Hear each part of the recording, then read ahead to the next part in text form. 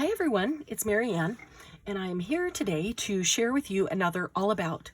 This month's All About is in Happy Paper People. For those who might be new, in the Facebook group Happy Paper People, we have an All About every month, and that is something that the month is all about. And this month's All About is flowers. Not just flowers, but it is all about making and or using flowers in creative ways. So getting us to think a little bit out of the norm in ways to make flowers and to use flowers. So I was looking for something for a journal and I came across these, and they're rosettes. And that reminded me, I haven't used these in a they've been sitting there. I can't even tell you how long they've been sitting there because I like to make my own rosettes. And I thought, they look like a flower. I always kind of use them in place of flowers when I use them, in a journal or on a card or something like that. So they're really quite simple to do. So I pulled them out to show you and thought, let's just go over how to make rosettes. So if you've never made one before, you can see how simple it is and you can start making your own. You can see on these that they just have a center. Some of them are circle discs and some of them are cut out in a flower shape. And then they all have a button in the center. Two of them have already lost their button. There's one of them. Not sure where the other is, probably underneath these somewhere. But that's why we always reglue things we purchase, because we know their adhesive doesn't last too long. So here's an example of a rosette that I have made, and it's slightly larger than that one, but you can make it smaller. You can make them any size you want. And this one, there's the front and the back of the paper. I do like double-sided paper because I like to take a piece of the paper and turn it over to be the center on the top, typically. Sometimes I don't. Sometimes I'm going with something else because of a specific look. So this had the diamonds, and then on this side it had the carousel horses. And so I cut out 2 discs, one for the backing and one for the center. And then this is a button that I put in, and then just a little flag that says beautiful. So how simple is that? Another version would be like this.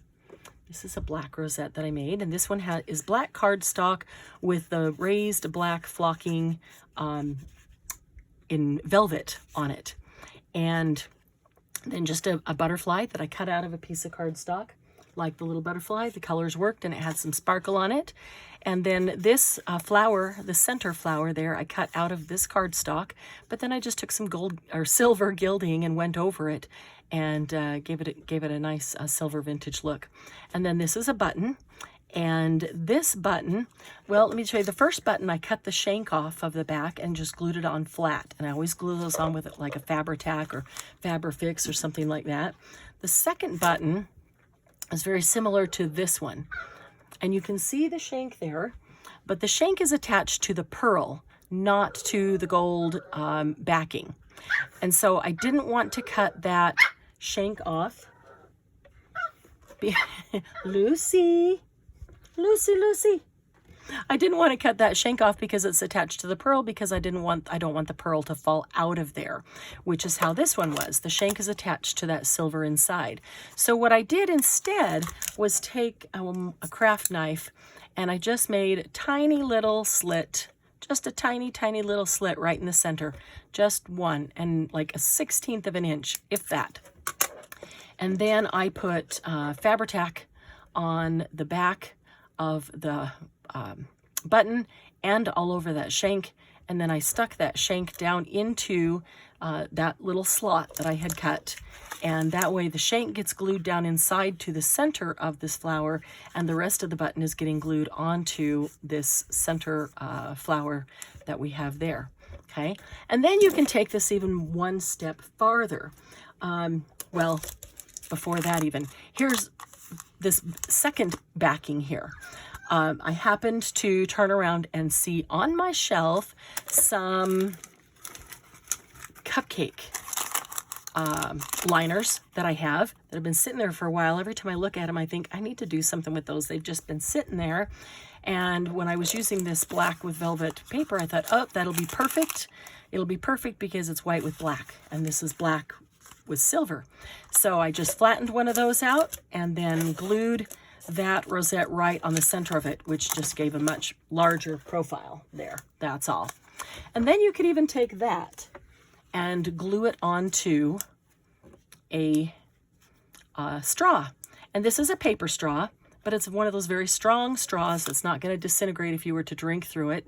Doesn't squish easily. You can see that as I'm trying to squish it. And I would just use either some Fabri-Tac, Fabri-Fix, 123, one of those, or art glitter glue, something that is really going to be good and permanent and holds paper really, really well. Adheres quickly and solidly. So I would just glue it on like that.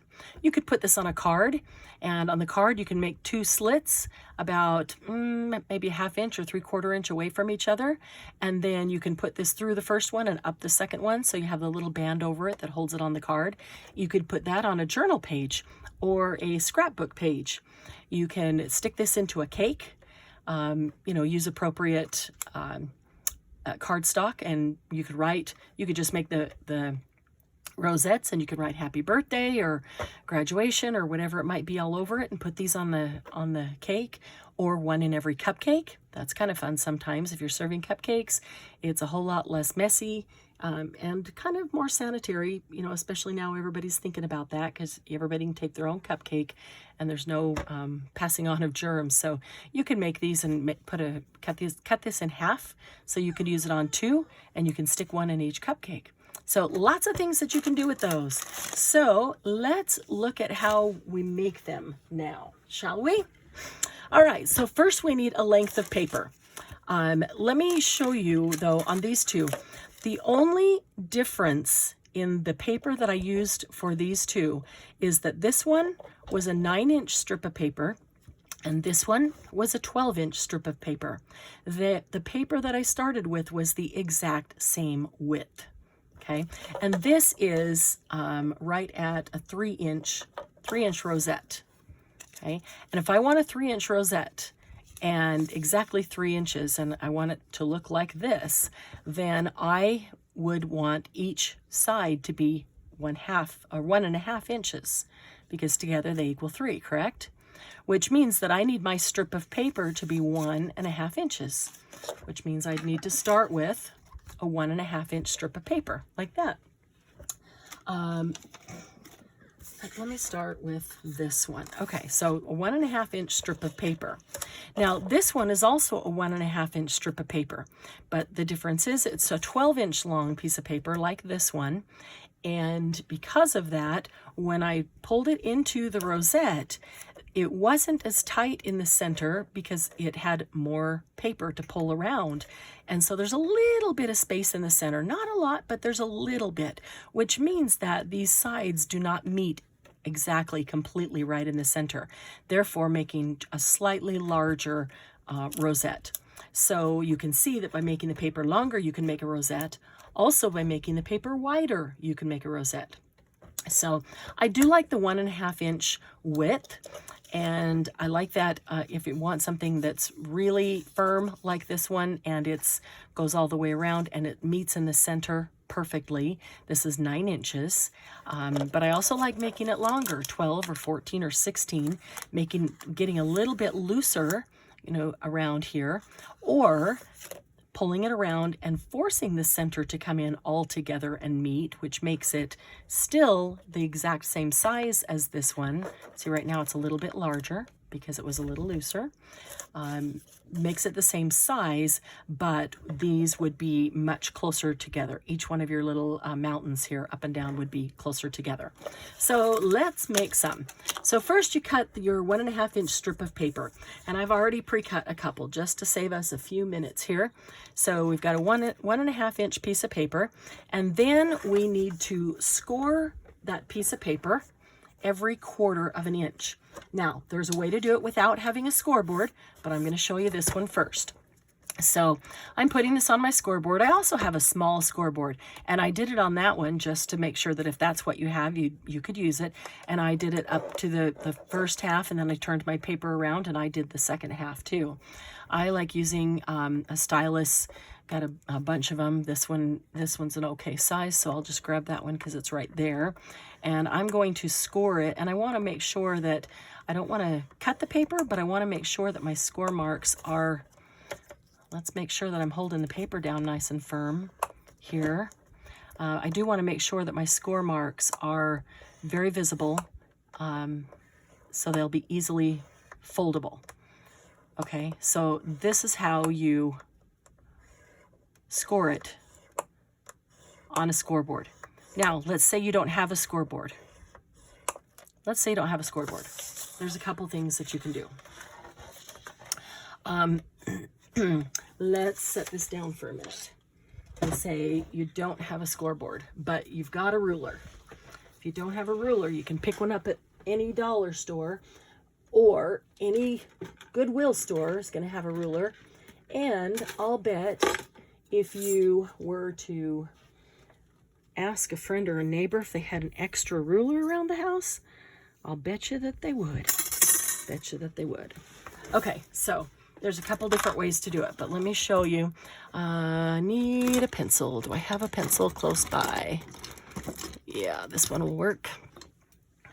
Okay, so take this piece of paper, magnetic, and with the ruler, I would put it, this just happens to be a 12-inch ruler, most of them are, and I have a 12-inch piece of paper. So I'm going to lay it down, and I want a little bit of space to the end because I want to be able to make marks there. Now, my paper seems to be slightly shorter than the 12 inches on this ruler. So I'm going to line one end up with that exact measurement. The other one's not going to be exact, but I just want to remember which end I made exact and started with. Okay. Actually, I'm going to line, yeah, there we go. That's perfect. Lined it up exactly with the score marks I already made. And that won't end up being off. It'll end up being right. Okay, so then I'm going to take my pencil. And I'm going to make a little mark every 1/4 of an inch.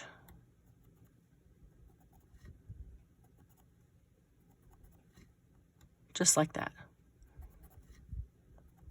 And I would keep going all the way down. Okay.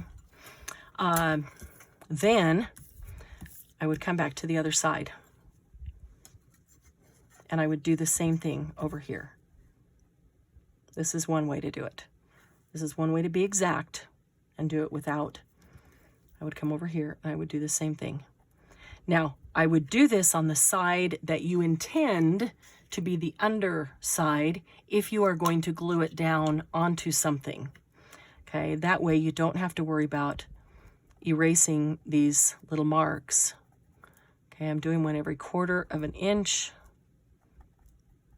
All right, I'm going to stop there just to show you an example of how you do this. And then a thin ruler helps. And let's see, hopefully you can see there all my little marks every 1/4 of an inch, and they're on both sides. So then I'm going to leave that for a minute because the next step I want to show you in conjunction with the next step of the scoring. So let's say that you've scored this whole thing. I'm going to grab one that I have pre-scored. Okay, I've scored the whole thing on this one. And then let's say on this one, I've made the marks with my pencils because on this one, I don't have a scoreboard. All right. So, but this one I've scored. And so I want to start folding. And the folding part is really easy once you make good scores. Always start with the end going down. Okay. Always start. Doesn't matter which end you start at. Just start with the end going down. Always. Okay. And all we're going to do is fold forward and backward and forward and backward and forward and backward all the way down this score. And you see why having good solid score marks is going to make it. You can also put it down here and go like that and flip it over and go like that. Whatever's easiest for your hands. Like that, flip it over. So I just keep, whoops, that one got just a slight bit crooked. Let me fix it right now before it throws the whole thing off. Okay, forward and backward, all the way down. See if I can do this pretty quickly. like to make a couple of them so that you can see some variation.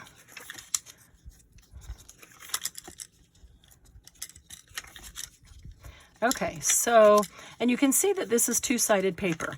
It does not have to be two-sided paper. In fact, the black paper that I used for this rosette is not two-sided. And that was okay because I knew where I intended to use it and I was going to glue it down. So knowing that the back side wouldn't be seen, I was okay not having double-sided print is what I'm trying to say. Not having a double-sided paper, meaning a print on both sides. You can see a complementary print on this side. But if I'm not sure where I'm going to use it, or if I'm going to give it to someone and it'll be in a cupcake or in a card or stuck in a journal page, you know, through something where they can actually take it out to use it or admire it or whatever they want to do with it, then I want to make sure that I'm using double-sided paper that's printed on both sides, has a pattern on both sides, so that the back side is pretty too. There is no reason at all for the back side to have to be ugly and only be one-sided if it's something that they can see 360. Okay, and our last one there folds down. So you can see if you start with the end down, both ends will always be down. Okay. Then I like to just go back and put this together. They're already folded. Just kind of want to get them all in line and hold them. That's the hardest part because they want to keep popping out of your fingers like a jack-in-the-box. You might have made these when you were kids. I remember learning to make these in grade school. I can't remember which grade though. I just remember learning to make them. Okay, so I've got that all together. There we go. Which reminds me of learning how to make Japanese fans too. We'll have to do that. Okay, I'm just squeezing them tight, making sure that we've got some good folds there. Okay, there we go. So this one, where we don't have a scoreboard, and we're going to use a ruler. So if we would have started at the end if I hadn't scored these. So I want to know this is going to be folded down, up, down, up, down, up, down, up, down. This one's going to be folded up. Okay. If I'd started at the end, I would already know. But because, let's see, get the glare so I can see where they are. I'm going to put this ruler right on the two marks that I put there. I can hardly see them because I can't get over top of them and because there's a glare. Okay, and then I'm just going to fold the paper up like that. Okay, and then I'm going to do that all the way down.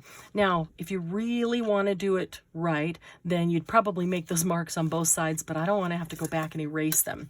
So I know that one's going up, so I know this one is going down. So let me line them up and make a mark, and then I'm going to turn it over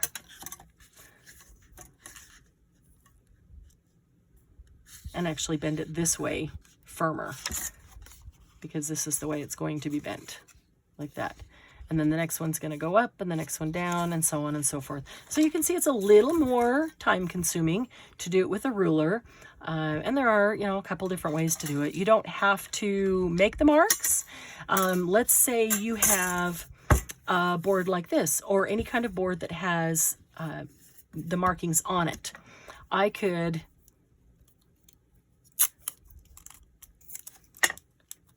do this. I could take a piece of washi tape and I could tape this down right in between so that I can see, whoops, see those lines don't line up. I gotta start with lines lining up. There we go.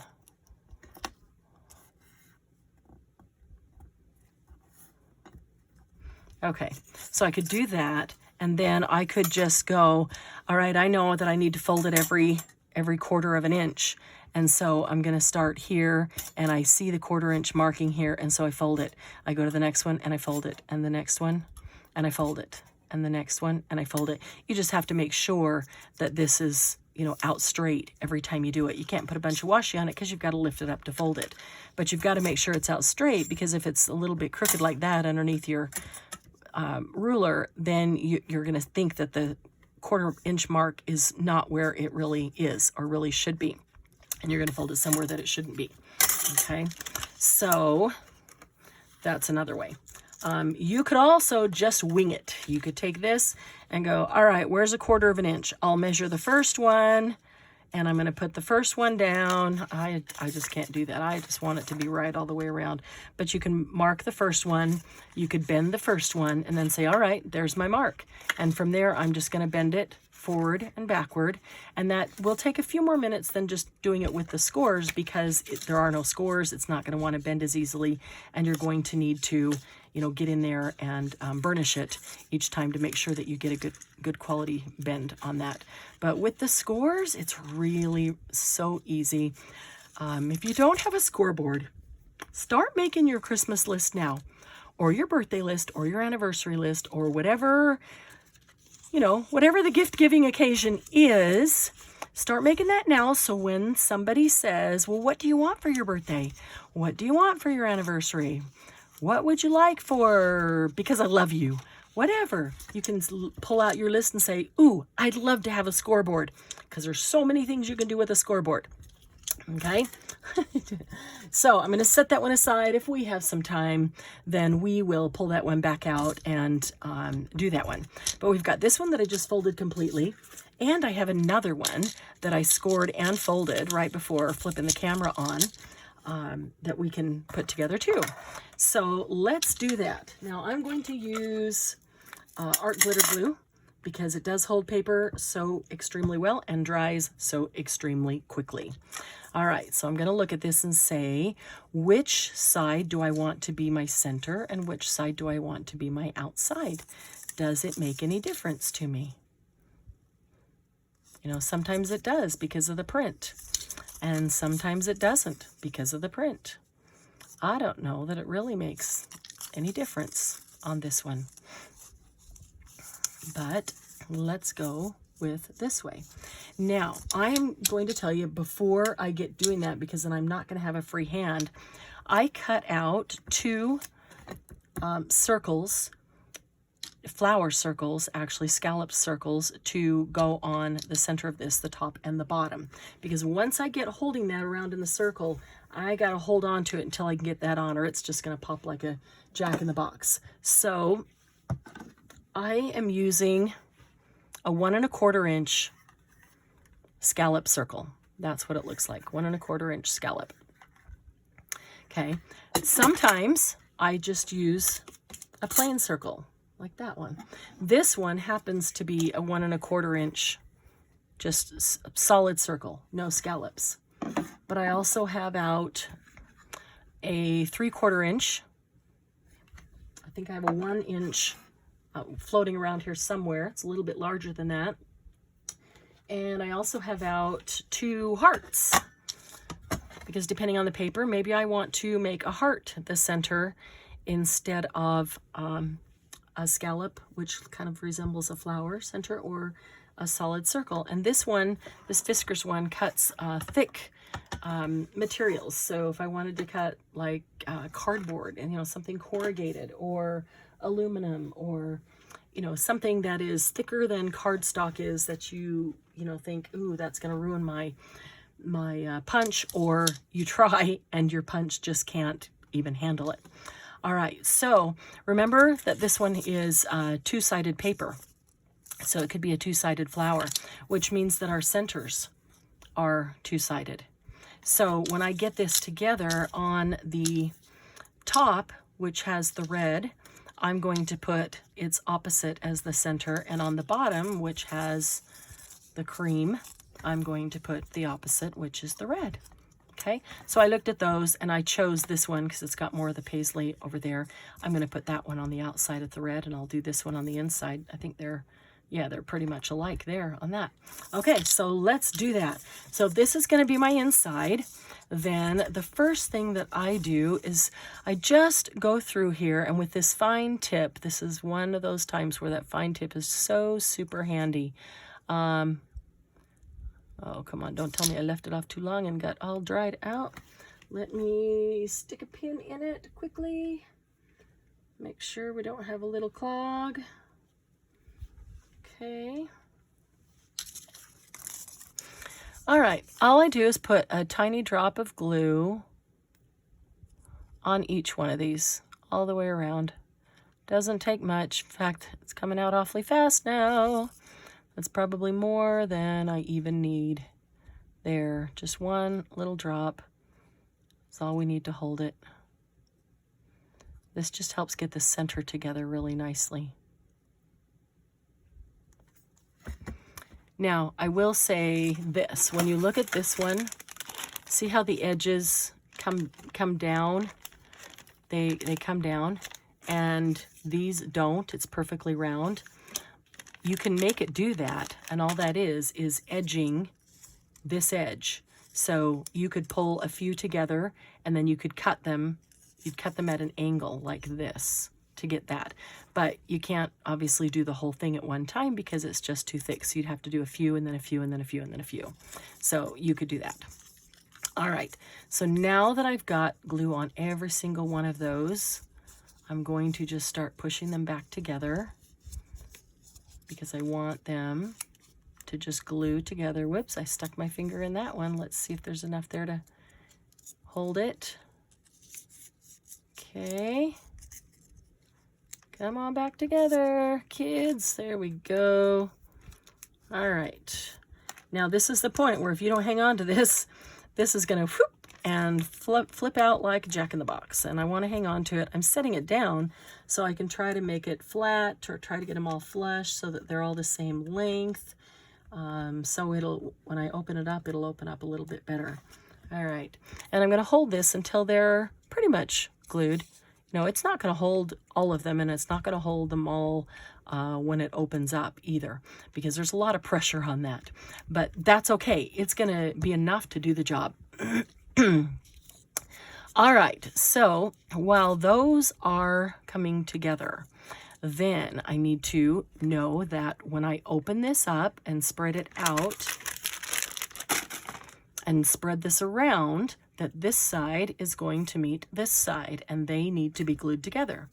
So I'm going to put some art glitter glue on one or the other. Don't need it on both because it holds just that good. Okay, now hanging on to it, and I need to have these ready because could probably use a third hand here, but I don't have one. So hanging on to that, and I'm keeping my fingers right here kind of towards the center so it doesn't just flip out. I'm going to pull this around until they meet. Whoop. See how it wants to start flipping? See how it's folding? See how it's folding? That's what it does. It does what it does. It folds. Now, if you don't keep fingers in the middle, giving it a flat base in the middle, it's going to just fold in half.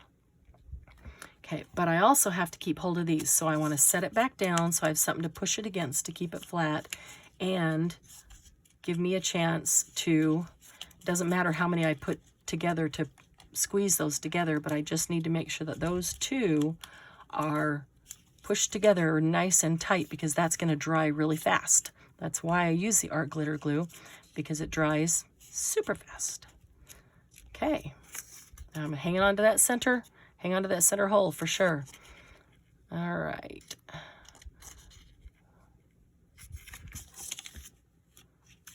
Okay, so now I need to put these on because if I let go of this, it's just going to fold in half likely. So one is going to go on the bottom and one is going to go on the top.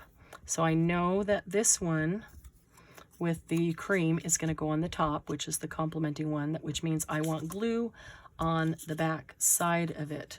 So I'm going to use the art glitter glue, and I'm just going to get glue all over this guy. And then I'm going to pick him up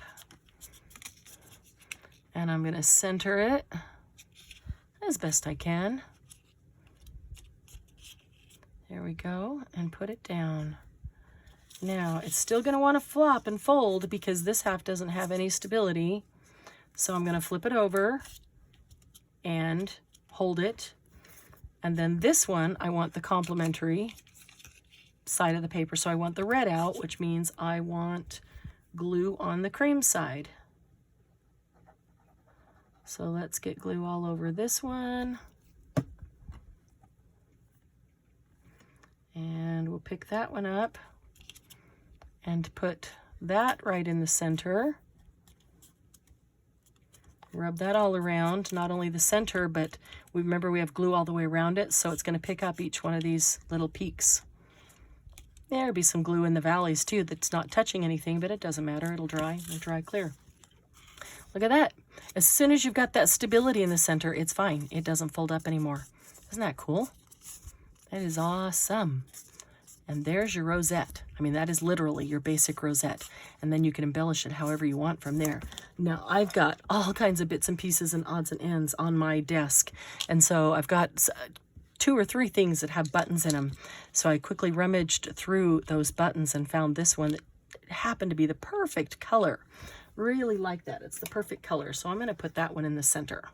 Okay, and for the button, I'm going to use my Fabri-Tac or Fabrifix or 123 or whatever, whichever of those that you like, because that holds not only fabric but anything that you need a good, solid, permanent hold.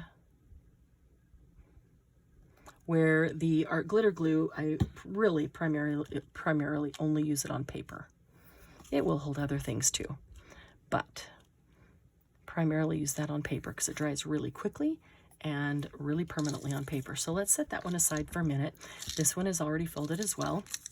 So let's do this quickly. I think we've got time to quickly glue this one up since we don't have to cut it or fold it, and you already know what we're doing. So I can just do it, and hopefully you're making one along with me. This is a lot of fun. And it's kind of fun to sit down and do these in mass production. So you've got them, you know, ready to go. You could even think about the holidays during the year as you pick out your paper, or people's birthdays, and you can sit down and make them for everybody's birthdays once for the whole year and put them in a bucket. You know, have them ready to go. And you could customize the paper to the individuals. And even just a simple card with this in it, it's like a little gift. A little gift to someone that you made to celebrate them.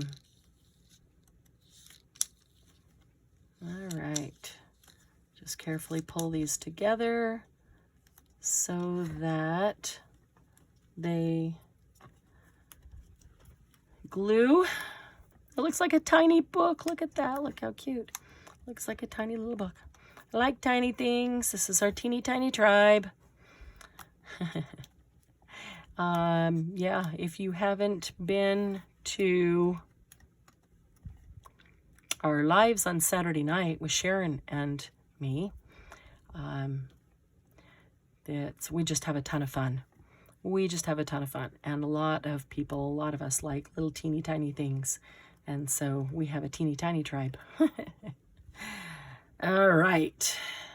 So got that center.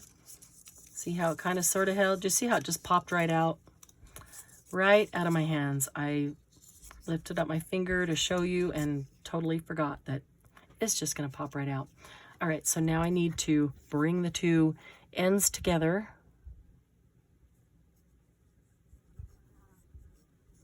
Okay.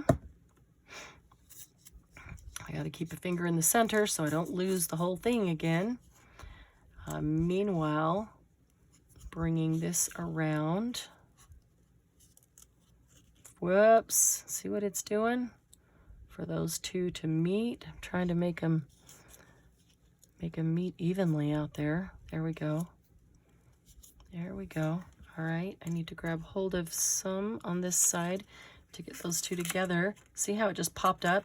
Don't like when it does that.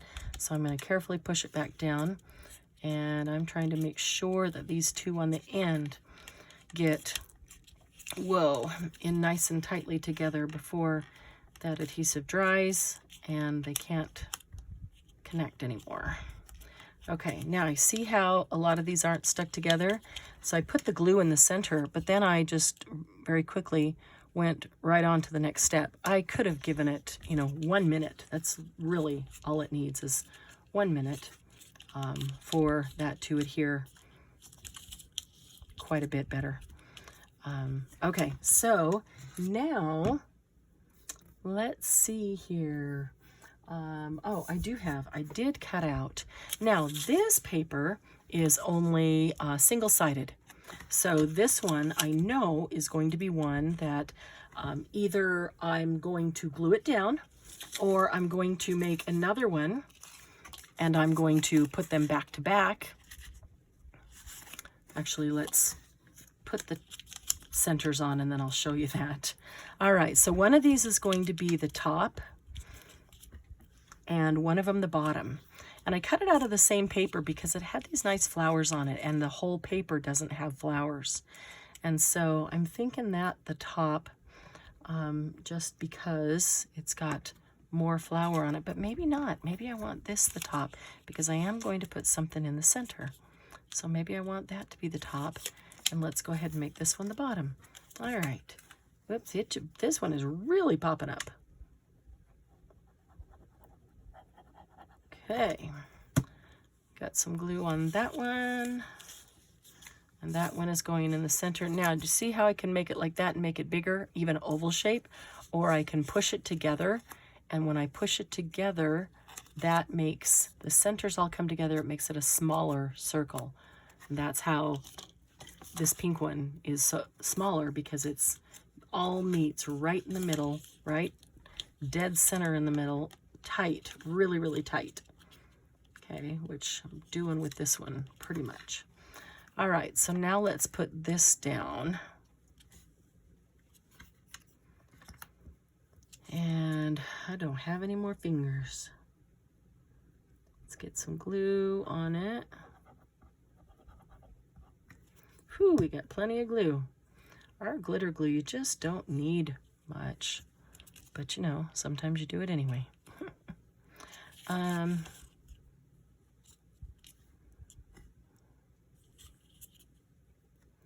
Let's see. I'm thinking about what direction I might want it to go. I think I might want it to go like that. Maybe even turn that a little bit. Get a little bit of flour out there where there's nothing. Okay, so I'm going to pick this up because I've got, whoops, this one slid. Uh-oh. Uh-oh. You can move it just a little, but let's see if, now that one's sliding. Got to hold it in place right where it's going to go, and you only have to hold it for a minute because our glitter glue dries so quickly. But if you hold it for a minute and it's off, then you're going to have a center of the flower that's off. Don't throw it away because not every flower is perfect, but they are all perfect. You know what I mean? Okay. There we go. Okay, so because it's a white back, then I would know that I'm either going to glue it on something, or the white is a good contrasting color with that, or I'm going to put two together like that. And you can always do that and put the straw in between on those. Right there we go, right up that little center thing right there. Do the straw that way, or you can just have them laying around on the table as decor like this. But I like having, if I'm going to double them, I like having the straw because then you can actually see both sides. They can be spinning around, that kind of thing. All right, so we've got both sides on that. And what about a center on that? So this is like a giant brad. It's got these giant brad legs, but I don't want those. I just want to lay it flat. Hey, Lucy, just 1 minute. So I'm just going to come over here and I'm going to cut, or you can bend them back and forth and they're going to come off really easily. These two little brad legs off. Whoops, cut. No, it's not even cutting. All right, then we'll just bend it back and forth. It's gonna come right off. There we go. All right, I wanna make sure, can't see, that light is really not great. There's a glare. I need to take it to the side just so I can see. I wanna make sure there's no rough edge there that's could actually hurt somebody, so I'll push that down just a little bit with this little one. Could even take a little file, which I don't have right next to me, and file if if there's a little rough edge right there. Just a minute, Lucy. Okay, so this then I'm going to put in the center. Which direction does the flower go? Kind of like that. That's very pretty right there. We're going to use art glitter glue. Let's put the top on the, we'll put the top on the art glitter glue. We're going to use Fabri-Tac because this is not paper, it is metal. And so I'm going to use Fabri-Tac, fill it up with Fabri-Tac on the back and glue it on, and it will be permanent. Okay. You can probably hear my little Lucy. Little Lucy's been taking a nap over here, and now she wants to go out. She's only 6 weeks old, so she's doing really, really well at telling me when she needs to go out. Every now and then she doesn't really want to go out to go potty. She just wants to go out to play, and that's okay too. But I don't want to take a chance of not taking her out to go potty if that's what she needs. All right. So there's the center to that. So there you have it. How easy is that to make a rosette instead of buying them? As long as you have paper, and you can make these with book pages, with music pages. In fact, I'll make a couple of those. Those are really nice. With grungy paper, with really nice shiny glossy paper. You can make them with thick paper, with thin paper, and if you use it with a thick paper and you bend it and you get a crease and you see the paper through it, just take an ink and a dauber and give it a little bit of ink right there to cover that up, either complementing or the same color of the paper. So that's it on another All About for flowers making and creative uses for flowers. Thank you for being with me. I invite you to come to Facebook if you're not already in the Happy Paper People group. We'd love to have you there. Ooh, look at this. That might go. That might look really cool right there. Let's try that out. Anyway, yeah, come on over to Facebook and join us there. We'd love to have you there in our group, and lots of sharing going on there. And I'll be back soon with another tutorial, but until then, stay curious and try something new.